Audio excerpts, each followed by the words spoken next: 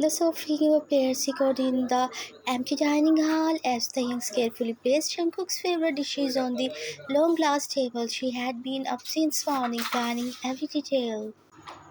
From his favorite seafood based pasta to the red velvet cake that he used to love in the early days of their marriage, she had done it all, yet the house was too quiet. Maybe he's stuck in a meeting, she mumbled, adjusting the candles and smoothing out her dress.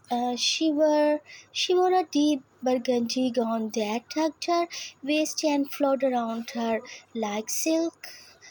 Her makeup was light, just the way he used to compliment her when they first met, but those compliments had long faded into silence. She checked the time again, 8:46 p.m. Still no message, no call, no Jungkook. Their marriage had been arranged 2 years ago. At first, Jungkook was polite, distant, but never cruel.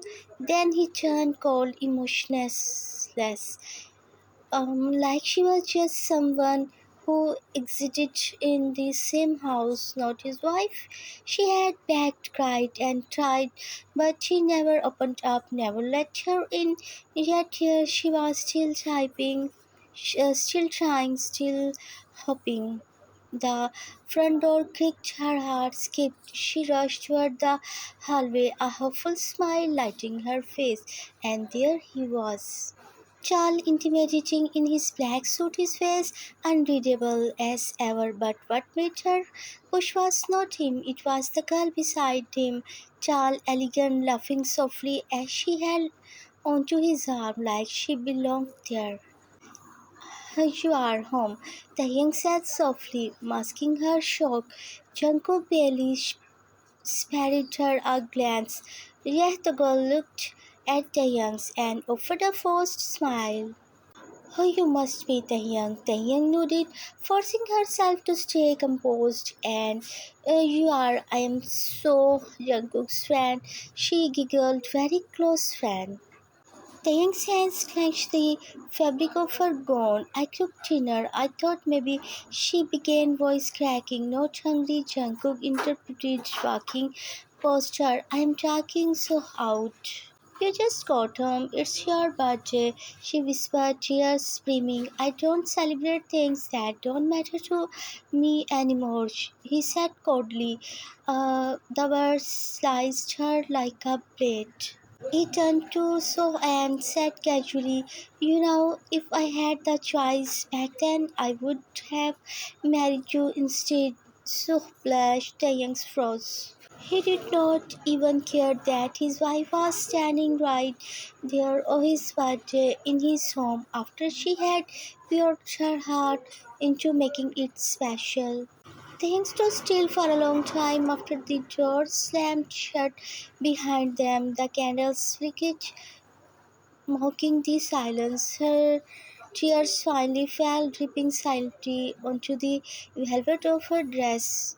She slowly walked back to the table, sat down, and stared at the untouched food. Her chest burned. The silence screamed, why am I still here? She whispered to herself, why am I loving someone who does not even look at me? Flashback flooded her mind. The first time she smiled at him after their wedding, he looked away.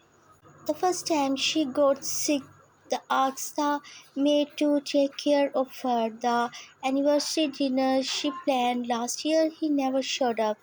She has spent 2 years loving a man who never even tried.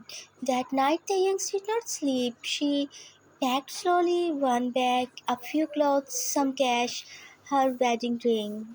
She placed it neatly on the beside table, no notes, no drama, just silence, just dignity.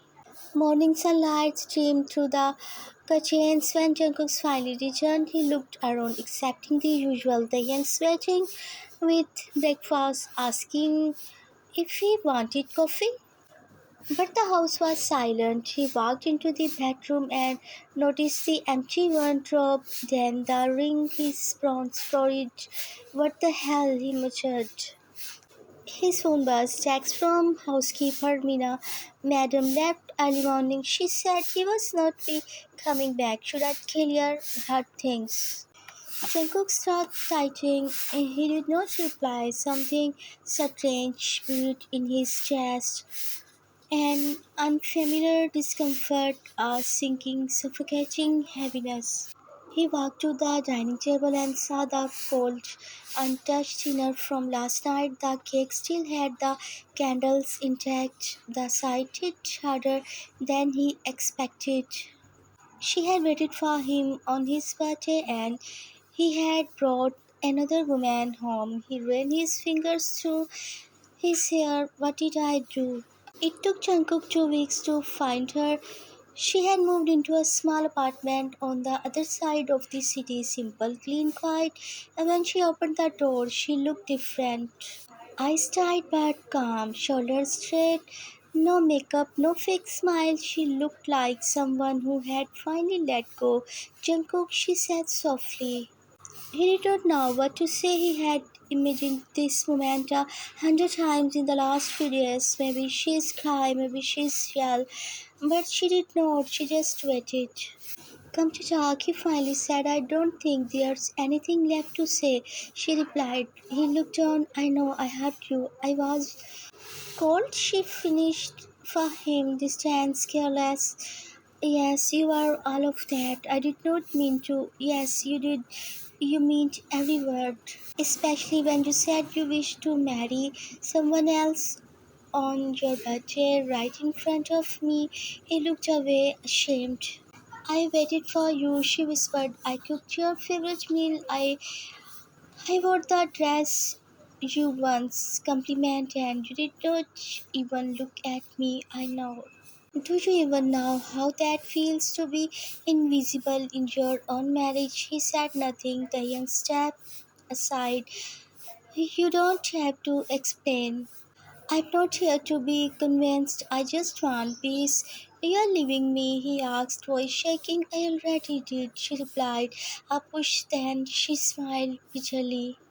You know, Jungkook, I used to dream about us being happy. I thought maybe one day you had changed. Maybe you had loved me.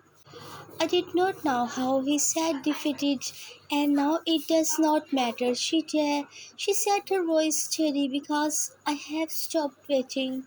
Jungkook stood there for a long time. After she closed the door, this time the silence was not here, it was his.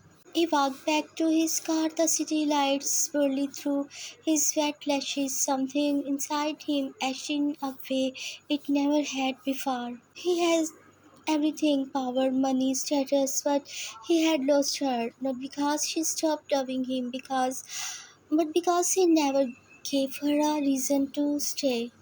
Taehyung sat in a small cafe, sipping tea and smiling softly as the rain tapped the window. She had found peace, even if it come wrapped in her heartbreak. She had her life now, quite free, her own. She still thought of him sometimes, but she did not etch anymore, because some goodbyes are not about endings. They are about choosing yourself and no one else will, and that was the most beautiful thing she had ever done. The end.